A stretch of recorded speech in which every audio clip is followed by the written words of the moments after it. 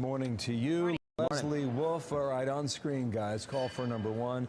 Assistant U.S. Attorney for the DOJ out of Wilmington, Delaware, part of the five-year investigation into Hunter Biden. Served with David Weiss, allegedly deviated from protocol for preferential treatment. That's the allegation, and is known to be a Democratic campaign donor. Leslie Wolf. How could one person hold all of this up? Is it that simple? Well, I think it was the whole investigation, as you pointed out, Bill. It took him 5 years. It's still ongoing now. It's now a special counsel. David Weiss named special counsel. But Leslie Wolf, according to Mr. Shapley, Mr. Ziegler, is the lady who said we're not going to look into campaign finance concerns that Mr. Shapley, Mr. Ziegler, and others of the investigative team thought should be examined. She's the one who said you can't use the term big guy when you do any interviews. You can't talk about political figure number one, who we all know was Joe Biden. So we want to ask her questions about all that. And maybe most importantly, why the investigation decided to let the tax years 2014, 2015, when the bulk of the Burisma income was coming into Hunter Biden, why they let the statute of limitations lapse for those years. My theory is when you get into Burisma, you get to the White House. I mean, it's one thing to charge Hunter Biden on a gun charge in Delaware. That doesn't involve Joe Biden. But you get into Burisma, it does, because this is a Ukrainian energy company that paid Hunter Biden so much money. So we want to ask her some questions about that as well. And then what will happen to that testimony? I think there was a little bit of confusion yesterday what Hunter Biden said he was coming to do or not. So this is a closed-door deposition, but will you be able to release a transcript of that, or do you hold that?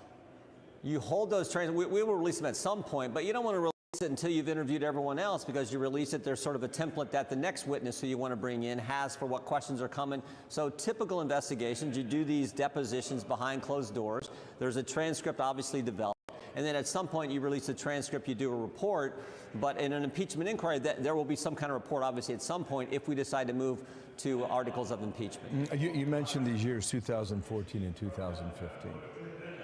Do you consider those to be the most serious charges?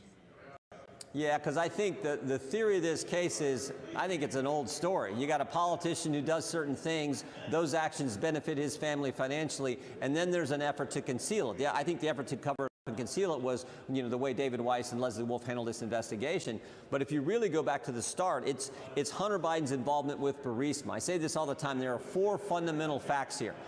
Fact number one, Hunter Biden gets put on the board. Fact number two, he's not qualified to be on the board of Burisma, this Ukrainian energy company. He said so himself. Fact number three, the executives at Burisma asked Hunter Biden, weigh in with your father, help us with the pressure we are under from the prosecutor.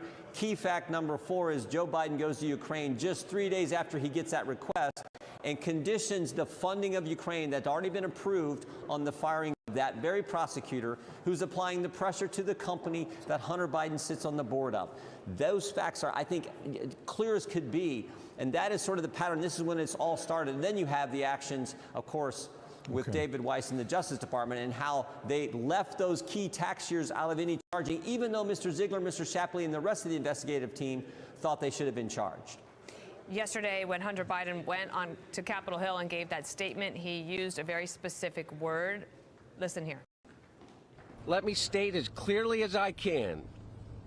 My father was not financially involved in my business, not as a practicing lawyer, not as a board member of Burisma, not in my partnership with a Chinese private businessman, not in my investments at home nor abroad, and certainly not as an artist. Your reaction to that particular word, financially? No. Yeah, I think, Dana, you've hit on the key word. This is what we saw yesterday right away as well, because that qualifier I think is important. Because, again, remember the pattern. Initially, Joe Biden said, I had no involvement whatsoever, none at all, with my son's business. This summer, when we deposed Devon Archer, one of Hunter Biden's business partners, the story changed. Well, there were dinners, there were meetings, there were phone calls, but we just talked about the weather. There was no business talk. Now it's he wasn't involved financially. So, again, I think that just raises the concerns we've had all along and shows that, because if you come back to the fundamental question, what were they providing? What was the service? What was the product? What were they offering? And it seems obvious to me, I think obvious to anyone with common sense, it was access to the brand that Devon Archer talked about in his deposition, and the brand was Joe Biden. Access to the guy who had influence. That was what they were offering.